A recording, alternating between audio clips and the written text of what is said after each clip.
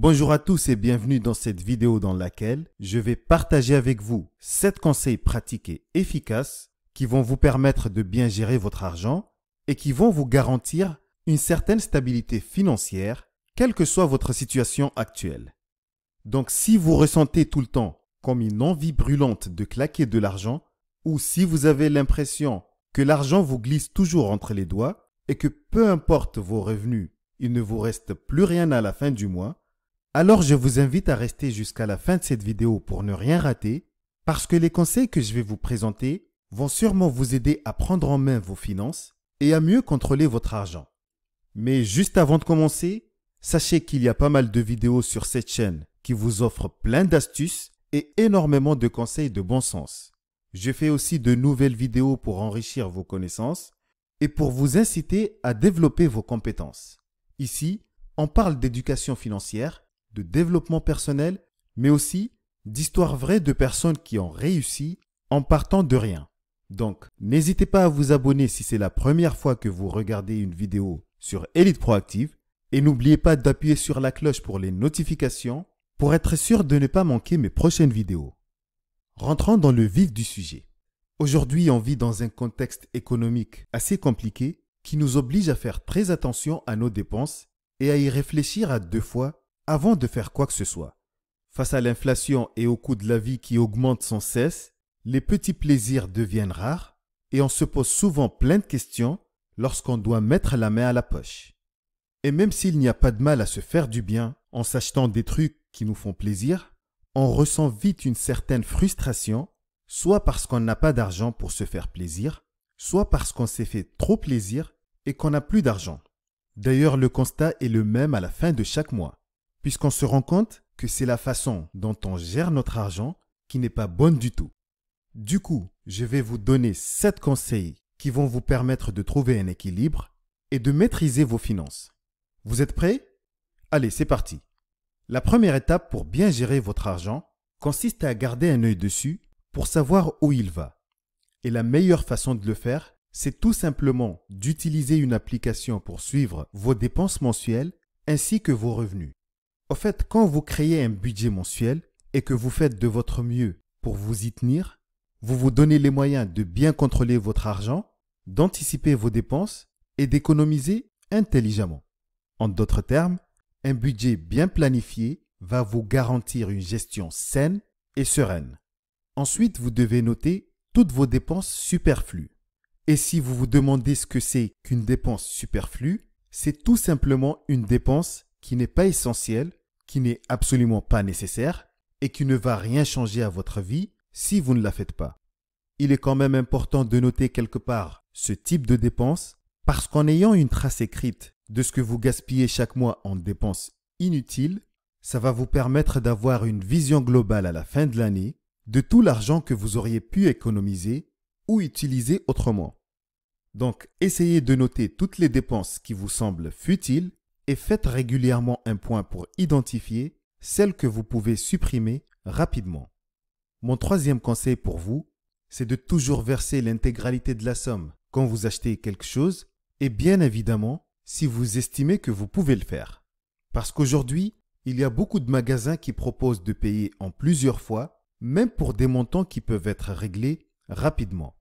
C'est vrai que cette méthode peut aider certaines personnes qui n'ont pas les moyens d'acheter en une seule fois, mais c'est aussi une façon d'inciter ceux qui peuvent se permettre de régler leur achat rapidement à surconsommer. Du coup, le plus simple, c'est de payer vos achats au comptant si vous avez la possibilité de le faire. Comme ça, au moins, vous évitez de vous faire avoir en pensant que vous faites une bonne affaire. Le quatrième conseil est de faire attention aux petites dépenses. Parce qu'on ne se rend pas compte de l'impact des petits montants lorsqu'on paye, mais quand on reçoit le relevé mensuel et qu'on s'aperçoit qu'on a eu plusieurs petits prélèvements, franchement c'est la cata. On dit souvent qu'il n'y a pas de petites économies, mais dites-vous aussi qu'il n'y a pas de petites dépenses non plus. Et ce n'est pas parce que des dépenses vous semblent petites qu'elles ne peuvent pas faire mal. D'ailleurs, je vais vous donner quelques exemples de ces petites dépenses qui peuvent vite plomber un budget.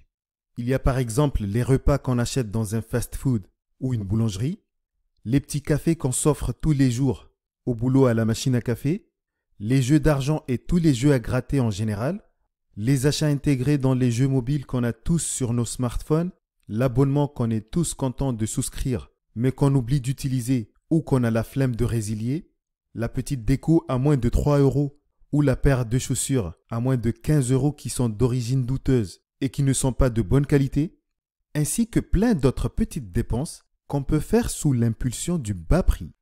Et c'est justement quand on fait ce genre de dépenses qu'on doit se rappeler qu'il n'y a pas de petites économies et qu'aucune économie n'est négligeable, tout simplement parce que plusieurs peu font beaucoup. Donc, même si les montants engagés au jour le jour sont faibles, avec le temps, on finit toujours par constater qu'on a perdu une somme importante. Mon 5e conseil pour vous est d'éviter au maximum d'utiliser votre carte bancaire et de payer plutôt en espèces dès que vous pouvez le faire.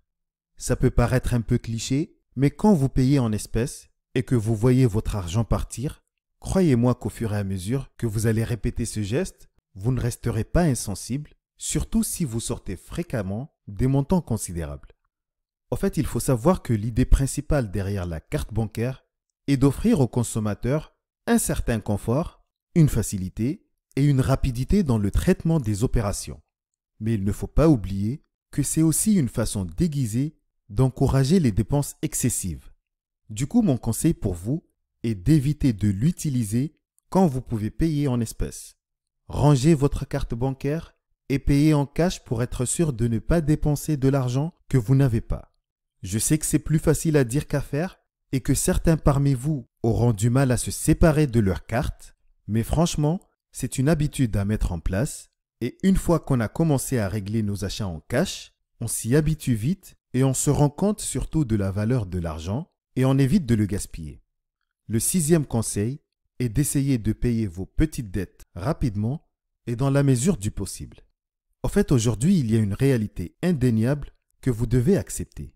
Malheureusement, plus vous attendez pour rembourser une dette, plus vous mettez du temps à vous débarrasser des intérêts. Tout simplement parce que quand on contracte un crédit, les intérêts viennent alourdir la note et ralentir les efforts de remboursement. Mais si par exemple vous faites des petits versements de temps en temps, vous pouvez économiser beaucoup de temps et parfois même de l'argent. Je tiens quand même à préciser que je ne suis pas en train de vous dire de vous priver ou de vous mettre dans une situation délicate juste pour payer vos petites dettes plus rapidement. Non, ce n'est pas du tout l'idée. En revanche, je vous recommande d'établir un plan réaliste pour les rembourser le plus rapidement possible. D'ailleurs, l'idéal pour aller plus vite, c'est de vous servir de l'argent que vous gagnez en plus, si vous avez un revenu complémentaire par exemple, pour faire avancer les échéances. Et je vous conseille aussi d'éviter les dettes inutiles pour que vous soyez tranquille et que vous puissiez dormir sur vos 2 oreilles. Le 7e conseil est tout simplement de mettre de l'argent de côté. Parce qu'en ayant un peu de sous de côté, vous pourrez faire face aux imprévus en toute sérénité. En général, il faut essayer d'avoir au moins entre 3 et 6 mois de dépenses courantes en épargne. Et si vous voulez en savoir plus sur l'épargne de précaution, vous trouverez des liens d'autres vidéos dans la description. Maintenant, je vais vous donner en bonus un dernier petit conseil. Pour bien gérer votre argent, adoptez un état d'esprit minimaliste. Parce qu'en vous inspirant du mode de vie minimaliste, non seulement vous allez pouvoir économiser de l'argent, mais en plus, vous allez mieux apprécier ce que vous avez déjà. Et si vous n'avez jamais entendu parler du minimalisme, en fait, c'est une philosophie qui appelle à simplifier son mode de vie en éliminant les excès, en se recentrant sur ce qui est vraiment utile pour mieux vivre et en limitant sa consommation et la possession de biens à l'essentiel. Et même si je suis loin d'être un minimaliste, j'ai souvent répété sur cette chaîne que le bonheur et la satisfaction personnelle ne sont pas forcément liés à la possession de biens matériels. D'ailleurs, je trouve que le minimalisme est un concept assez original puisqu'il invite à se défaire du superficiel en mettant l'accent sur la simplicité, la conscience et la qualité de vie. Donc concrètement, si je dois résumer tout ça en une seule phrase, je dirais tout simplement, faites-vous plaisir sans tomber dans les excès, mais surtout, concentrez-vous sur l'essentiel et réduisez les dépenses inutiles. Maintenant qu'on a vu les 7 conseils, il faut savoir qu'il y a bien évidemment d'autres conseils pour bien gérer son argent, et je vais d'ailleurs faire d'autres vidéos à ce sujet. Mais celles que je viens de vous présenter aujourd'hui peuvent vraiment vous être utiles puisqu'elles vont vous permettre de prendre en main vos finances sans tracas. En réalité, il n'y a pas de secret pour bien gérer son argent. Il faut juste rester réaliste et faire en sorte de ne pas s'écarter de son budget, même quand c'est difficile. Ce qui veut dire que si vous faites le choix de commencer à appliquer ces conseils régulièrement, vous verrez certainement des améliorations significatives dans votre situation financière. J'espère que ces conseils vous seront utiles et que vous allez vous en servir pour bien gérer votre argent. Puisque, comme je l'ai dit tout le temps sur cette chaîne, si vous prenez soin de votre argent aujourd'hui, il prendra soin de vous demain, après-demain et tout au long de votre vie. Merci d'avoir regardé cette vidéo et surtout, n'oubliez pas de vous abonner à la chaîne si ce n'est pas encore fait et pensez aussi à activer les notifications et à cliquer sur le pouce si vous avez aimé cette vidéo. N'hésitez pas aussi à me laisser un petit commentaire pour me poser vos questions ou pour me dire si vous avez des sujets que vous aimeriez que j'aborde dans une prochaine vidéo. Encore merci et je vous dis à très bientôt.